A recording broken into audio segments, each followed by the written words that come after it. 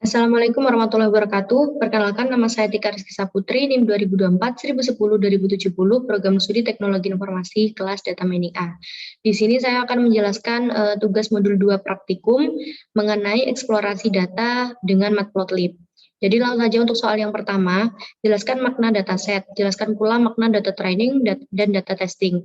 Jadi dataset itu merupakan sebuah himpunan data yang berasal dari banyak informasi dari masa lampau hingga masa sekarang, dan dikelola menjadi sebuah informasi untuk melakukan teknik dan penelitian dari ilmu data mining. Untuk istilah singkatnya itu merupakan kumpulan objek data beserta atributnya.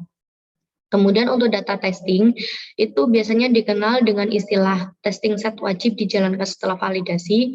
Nah, fungsinya sendiri itu untuk membuktikan apakah model sudah sesuai dalam artian akurat validasi dan di kenyataannya.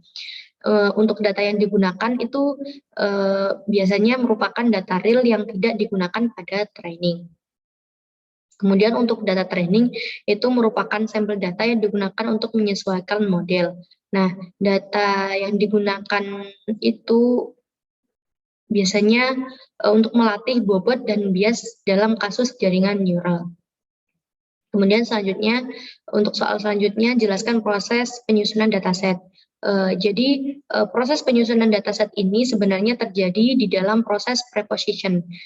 Nah, untuk prosesnya sendiri itu terbagi menjadi beberapa bagian. Untuk yang pertama itu ada aggregation, yang fungsinya itu untuk menggabungkan beberapa atribut menjadi sebuah atribut baru dengan menyatukan data skala yang kecil menjadi skala yang lebih besar dengan tujuan agar mudah dianalisis. Nah, contohnya itu bisa diambil pada penelitian penyakit demam berdarah.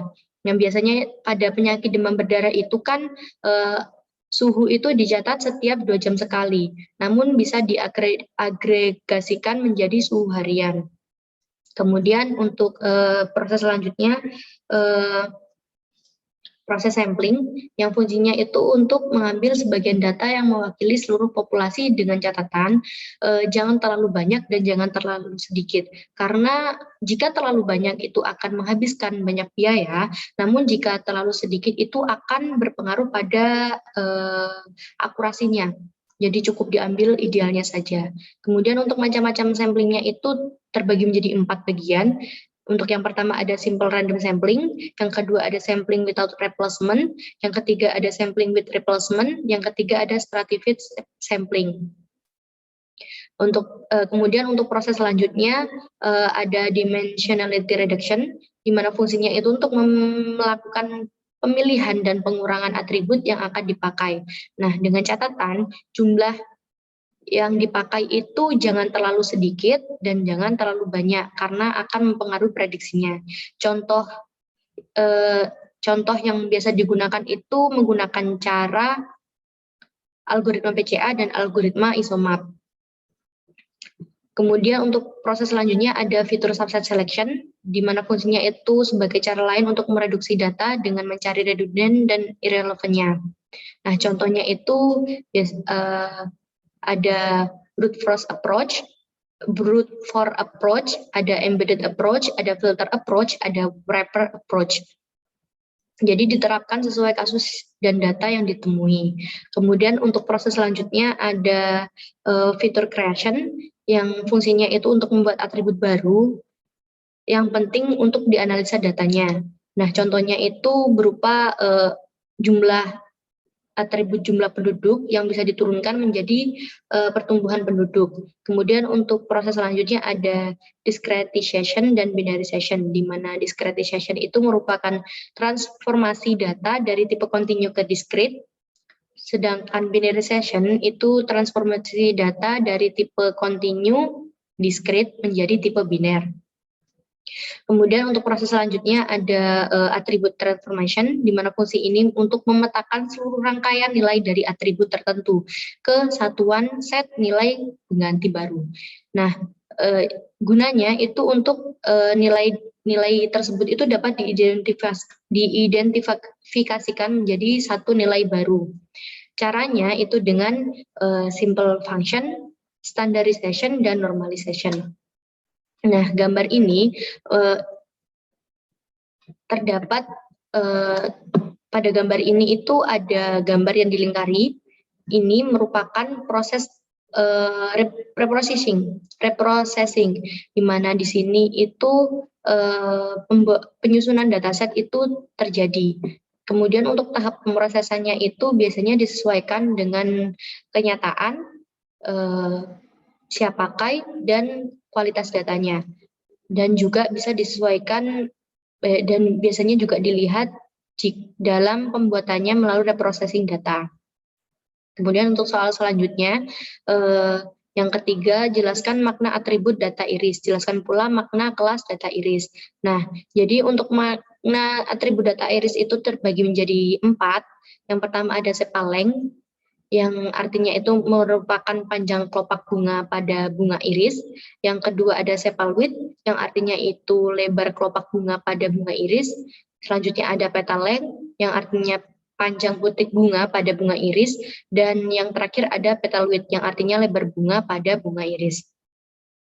Kemudian untuk kelas data iris sendiri itu biasanya terjadi pada species name, di mana pada species name ini ada 4 bagian. Yang pertama ada virginica, ada versicolor, ada setosa, dan ada unknown. Kemudian untuk soal selanjutnya, masukkan data iris sebagai array 2 dimensi di NumPy. Pisahkan setiap kelas di array yang berbeda berdasarkan setosa, versicolor, virginica, dan unknown. Jadi langsung saja kita ke NumPy-nya. Jadi pertama kita import dulu matplotlib dan NumPy-nya. Kita alias untuk matplotlib-nya itu dialiaskan sebagai PLT, dan untuk NumPy-nya itu dialiaskan sebagai NP. Kemudian kita buat variabel baru. Untuk yang pertama itu untuk yang pertama itu untuk variabel setosanya diambil dari array yang terbagi menjadi 4 komponen di sini, di mana yang pertama ada sepal width-nya, kemudian yang pertama ada petal width-nya, kemudian yang kedua ada komponen yang kedua ada petal length-nya, yang ketiga ada sepal width-nya, kemudian yang terakhir ada sepal length-nya. Jadi terus kemudian kita langsung tinggal print saja. Nah, ini juga berlaku pada proses virginica, versicolor, dan unknown. Jadi langsung kita run. Nah, hasilnya akan seperti ini. Kemudian lanjut untuk yang nomor 5, buatlah scatter plot yang menggunakan pasangan atribut berikut pada setiap kelas. Berilah warna merah untuk setosa, hijau untuk versicolor, biru untuk virginica, dan kuning untuk unknown. Di mana komponennya itu dibagi menjadi 4, ada sepal length dan petal width, ada sepal width dan petal length, ada sepal width dan petal width, dan ada sepal length dan petal length. Jadi langsung saja untuk yang pertama, untuk sepal length dan petal width-nya, kita buat atribut baru. Untuk namanya itu yang pertama ada sepal length, yang diambil dari data setosanya, di mana sepal length pada setosa itu terletak, untuk slicing-nya itu terletak pada indeks ketiga, dan datanya itu diambil dari indeks ke-0 sampai ke indeks ke-44. Kemudian untuk petal width-nya itu terletak pada indeks ke-0 pada setosa, dan untuk data yang diambil itu dimulai dari indeks ke-0 dan sampai indeks ke-44. Kemudian langsung kita scatter plot dengan cara seperti ini. Ini juga berlaku pada virginica, versicolor, dan unknown. Selanjutnya proses pada sepal width dan petal length, sepal width dan petal width, dan sepal length pada petal length itu juga sama prosesnya seperti proses ini. Jadi langsung saja kita run hasilnya. Nah, jadi akan muncul seperti ini tampilannya.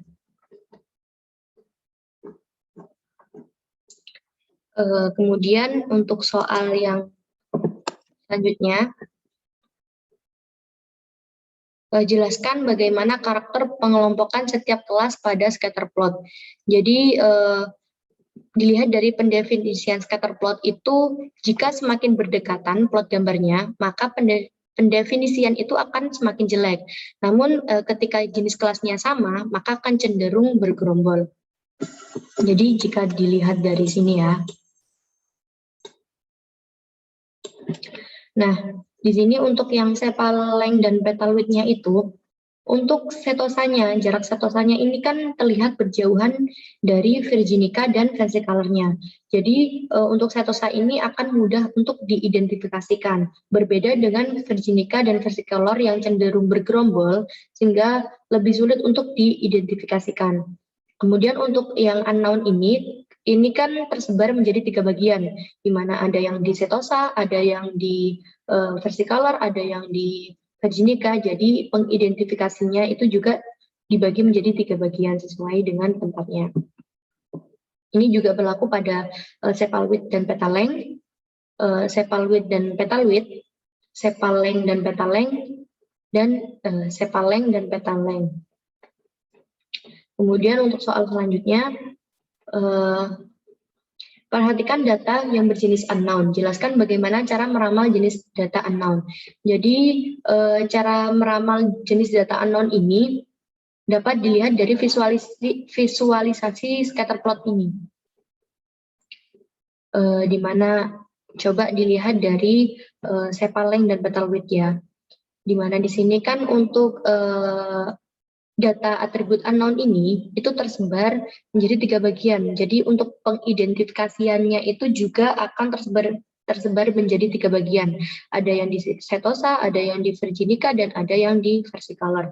Jadi penentuan cara peramalan jenis unknown ini, atribut jenis unknown ini dilihat dari visualisasi data scatter plot-nya ini. Kemudian untuk soal selanjutnya,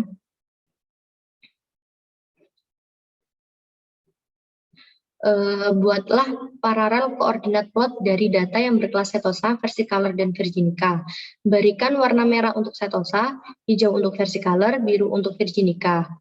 Jadi langsung saja, yang pertama itu kita import matplotlib-nya, kita aliaskan sebagai PLT di sini, kemudian kita buat variabel-variabel baru yang kita jadikan sebagai acuan. Nah, karena permintaannya itu nanti akan dijadikan menjadi satu bagian seperti ini, datanya. Jadi kita gabungkan variabel-variabel ini menjadi satu dengan perintah seperti ini. Kemudian kita lakukan perulangan di sini untuk penghitungan di setiap bagian pada petal width, petal length, sepal width, dan sepal length. Kemudian langsung saja kita print berdasarkan data nama datanya, warnanya, dan labelnya. Jadi langsung saja kita run. Nah, jadi hasilnya seperti ini. Garis ini akan